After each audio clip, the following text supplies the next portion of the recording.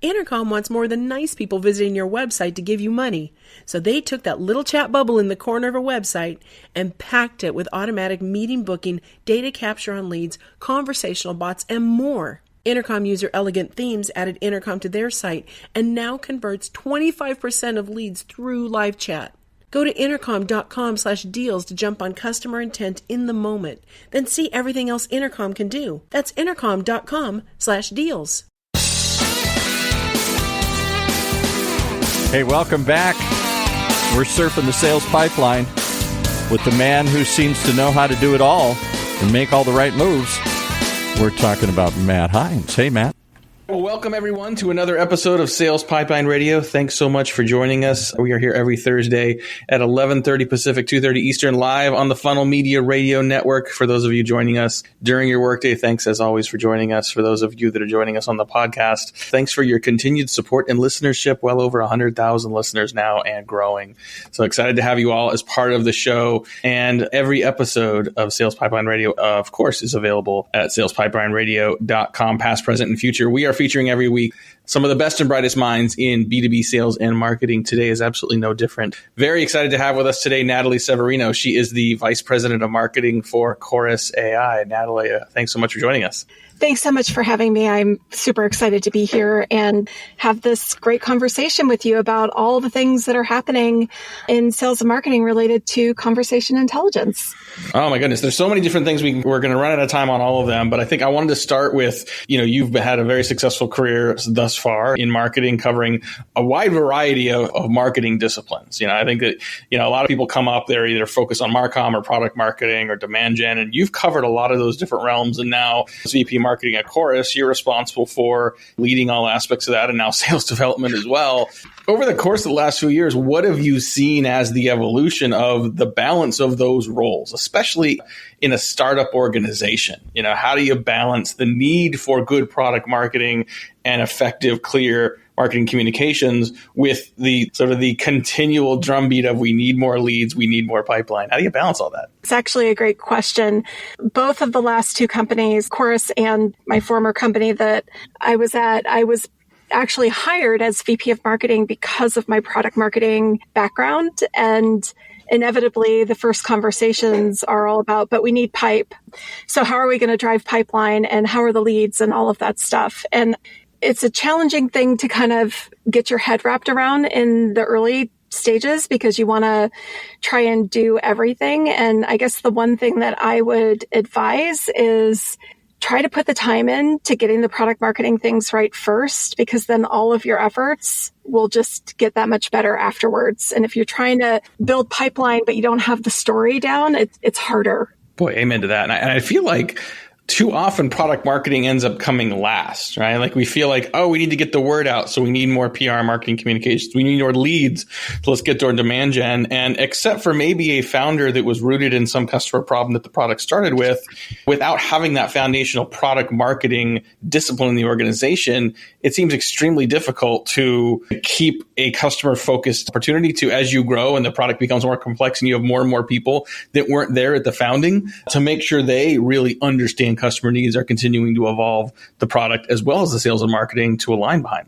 Totally. I actually had one great experience several years ago when I started at ClearSlide. One of the things that they did is they made everyone go through mandatory training that included learning the pitch and actually onboarding customers. And as the first product marketing hire, I actually had to go through a 2-week training that included verbal and written certification before I could leave and join my team and actually start doing my work. And at first I was like, why do I have to spend all this time? And I just want to get started. And by the end, I was so grateful for that time to really learn the use cases firsthand, learn the story, be able to pitch it myself. My 3rd week on the job, I could pitch the product as well as a seasoned sales rep.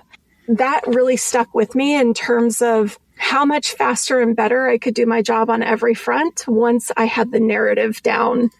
And so if you're starting with a startup that doesn't have the narrative, you've got to stop and build the narrative first. And if they do have it, then you've got to invest the time in making sure that you know it and that you can share it like one of your most seasoned sellers can. I agree with that. We're talking today on Sales Pipeline Radio with Natalie Severino, and I want to talk a little bit about sort of this concept of conversation intelligence, which I know is core to what Chorus is doing. And I will start with a story of when I was at a startup, when the first startup I went to after I left Microsoft, and I would join our COO and our sales leaders in a room a couple times a week, and we had this software that we thought was the most advanced thing ever, and we could see which reps were on the phone, and if someone was on the phone for longer than a minute and a half, we thought it was a live conversation, so we would literally drop in and listen to that call. And so we were just randomly trying to find live calls, trying to get a sense for what was working and what was not. So I guess at the time, that was a pretty decent means of trying to get a gauge on how phone calls are going and give some feedback to the organization. We've come a long way since that. So talk a little bit about what the technology now allows to help sales teams, to help marketers, to help those product marketers as well better understand customer needs and improve the conversation. Well, the scenario that you described, unfortunately, I think is still pretty prevalent because this is technology that's so new. Like when I think back to that story about ClearSlide and when I was onboarding, I would sit with one of our enterprise reps and I would sit there for a long time shadowing and hoping that I would get the chance to listen to a call that would help me better understand how competitors are coming up, better understand what kind of objections people have, what questions they have, what do they need to know in order to convert and take the next step as part of the sales process. And if you're doing that randomly, like that takes just so long. And so now with, conversation intelligence tools like Chorus, people are creating playlists for the exact right way to handle each one of those situations. They could take and create playlists of the best calls. And in fact, Chorus, through its AI, can actually build those playlists for you. And so I was talking with one of our customers a few weeks ago, the head of enablement at Data Robot. And one of the things that he shared with me was that they're in hyper growth mode, adding 100 reps this year. So he's got big classes of new reps that are coming through. And in the past, it would take 2 to 3 months at least for a new rep to be certified to be able to give a demo. Now, because they're using Chorus and they've got these playlists of here's how you handle pricing objections, here's how you handle, X, Y, and Z situation, they're certifying the reps in a week. And so when you think about what that means from a productivity perspective to the business, how much faster a rep can ramp to quota and how much extra business that's going to add to your top line, it's just a whole other level, as well as it's also providing the opportunity for sales leaders to be able to get in and figure out what calls actually need their attention, what they need to coach around, what's working and not working. Are they adopting the process? Are they adopting the talk tracks that you're recommending based on what you're seeing work with the best reps? You asked about for marketing and product marketing, like how can I, as a marketer, get in and listen to those things so that when my product marketing team is building a first call deck, a process for handling a proof of concept, a proposal deck, how are we making sure that all of the messaging and the things that we're doing align to the business problems that our customers are trying to solve? I couldn't do it as efficiently and as quickly and as correctly without having a conversation intelligence tool, which, obviously I get to use in my job at Chorus to do that. Yeah, I mean, tons and tons of value for leadership, for product marketers. Have you heard any pushback on this, from either the sellers or from buyers that find it invasive, or do they see the benefits and see how this is making them more efficient and more successful? I think it's natural for a seller who hasn't been exposed to this kind of technology first to be like, is this big brother? I don't know if I want to be recorded. Mm-hmm. They get over it really, really quickly because there's some big benefits to them in addition to like leadership enablement and all that stuff. There's often times where a rep is like madly taking notes, trying to make sure that they're capturing those pain points, the action items, things like that. And so they're so busy taking notes that they're not actually participating in active listening with the client. Right. Or they miss something that was important. Like we have another client story. There was a rep who was talking to a customer who said like, oh, and so like next week we'll have to talk to Steve, and then, we should be good to go after that conversation.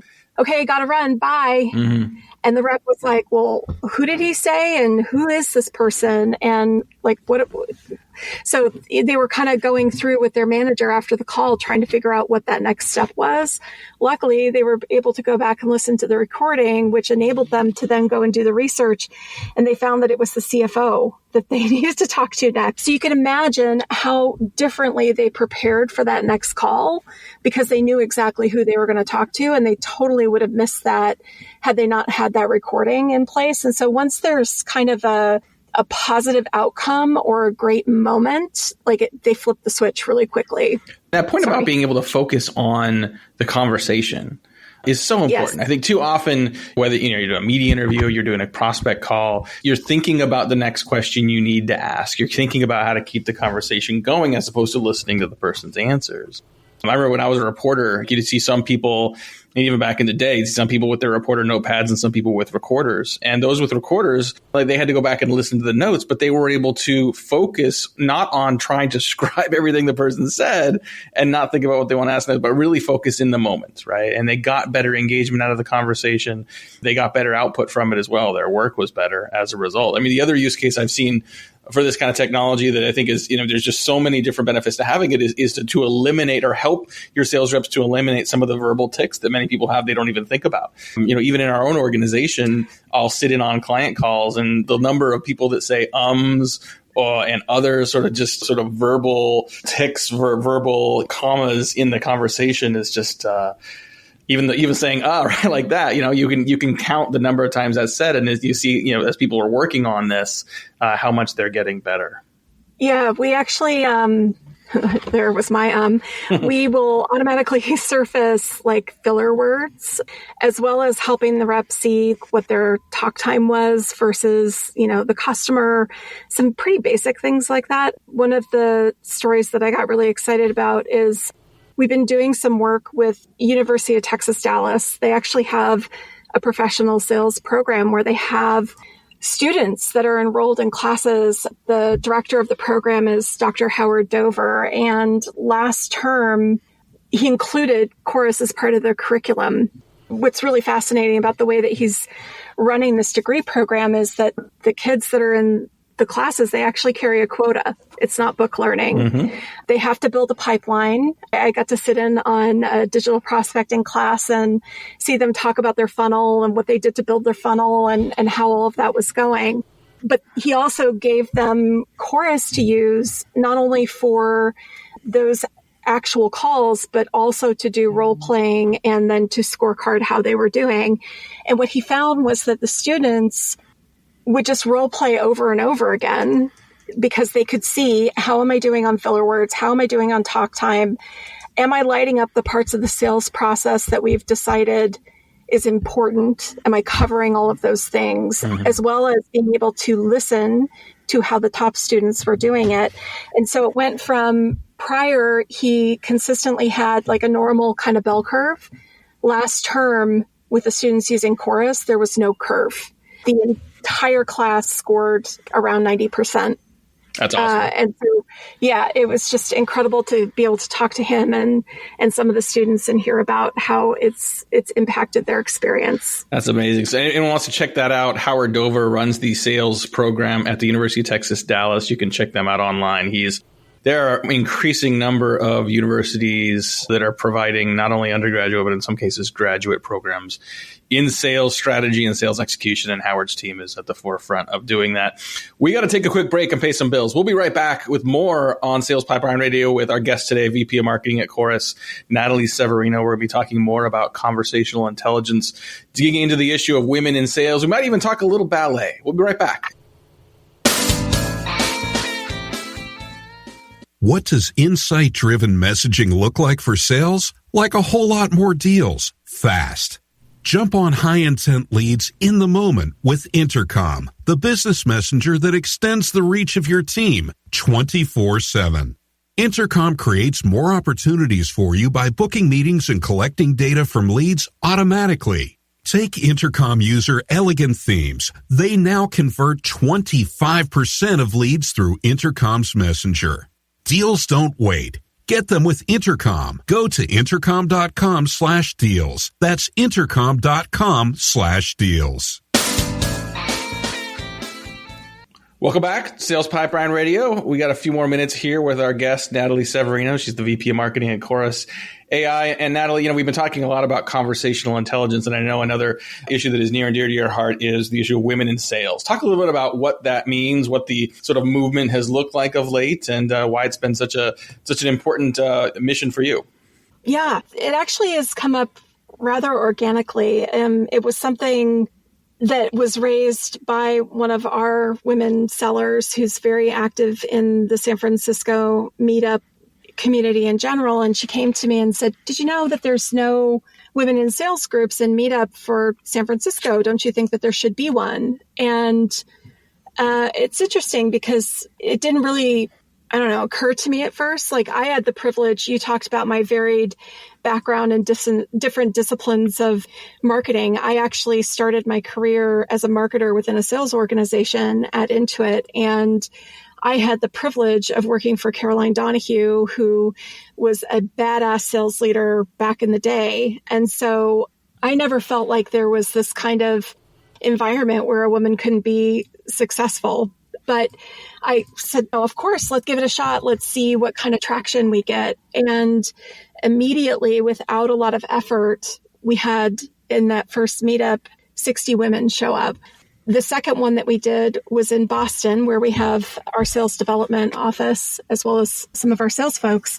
And we had 100 women show up. And to hear these women talk and express what they're struggling with was super surprising to me. I mean, some of the topics that were coming up is things like I feel like I'm being judged about the fact that I'm a salesperson and I'm a parent, and how can I actually juggle both of those things? Or I feel like I'm being asked to do all of the administrative work for my sales team just because I'm a woman. Or sometimes the guys feel like they can't include me in things that they want to do outside of the office because I'm a woman and I don't fit in. And we also heard women talk about feeling like they were consistently being passed over for advancement opportunities, even though they were one of the top performers. And so all of that is a little heartbreaking in today's day and age to actually hear that that's the case. And so that kind of got me scratching my head a little bit about it, but it's something that we actually looked internally to our data across all of the amazing world-class revenue teams that we call our customers, looked at the anonymized data to try and understand, is there a big difference? Are women performing well? Is that something that we see that's consistent? And we saw some interesting results. We looked at 100,000 calls as a baseline, statistically significant data set, and found that of all of the reps that we sampled, only 32% of them were women, but 40% of all of the top reps were women. So an outsized number compared to the number of women reps that were actually there. And we also saw that women had higher win rate. Their win rate was 33% versus 24% for men, and that they typically had a 20% higher ACV. I think that some of what we're hearing that they're feeling is accurate. And what they're really looking for is, how can I do better?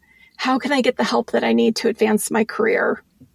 I love it. And I think this is a topic I've been happy to see emerge a higher level agenda item for organizations around the country. I think, love the work that you have done on this on the West Coast. I know that Lori Richardson, Jill Conrath, Trish Bertuzzi, and others have been evangelizing this nationwide as well in a lot of their content. The way I feel about this and the way I think a lot of other, sort of men in sales that I've talked to is sort of twofold. Is one is a very empathetic to some, and in some cases surprised to hear some of those concerns because we're not seeing it, we're not feeling it. So there's an empathy and an interest in helping, but also a feeling of guilt for not having seen it, for not having known that it was there, for not knowing the kind of, in many cases, silent impact that it's having.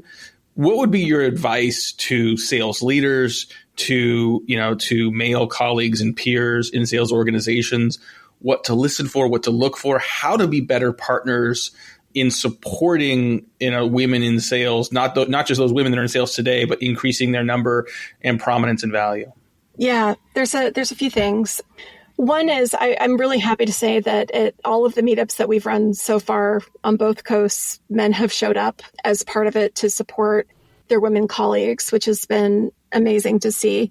One of the things that we've talked about a bit at a few of the events is about really tapping into your network to find someone that can be your sponsor. And I mean that differently than a mentor. A mentor is somebody that you go out and have coffee with and you get some advice. And a sponsor is someone that you really look to help you grow your career, and someone that's willing to put their political capital on the line for you. Mm-hmm. Like early in my career, Caroline Donahue was that person for me. She really was looking at my skill set and looking for opportunities for me to grow and develop in the areas that I needed to.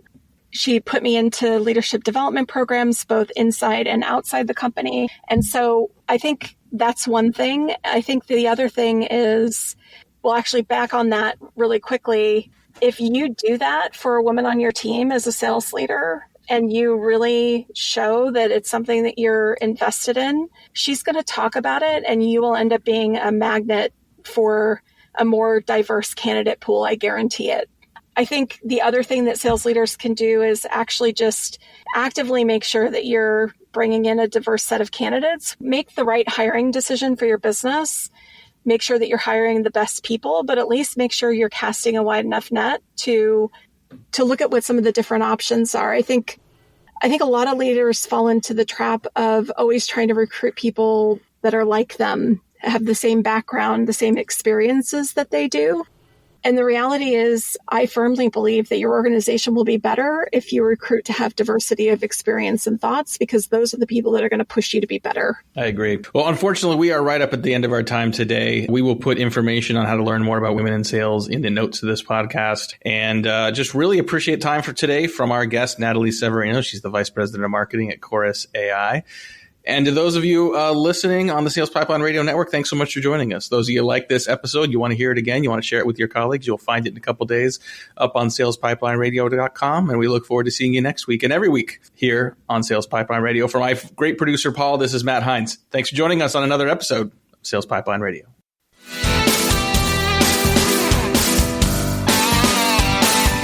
You've been listening to another episode of Sales Pipeline Radio right here on the Funnel Radio Network for at-work listeners like you.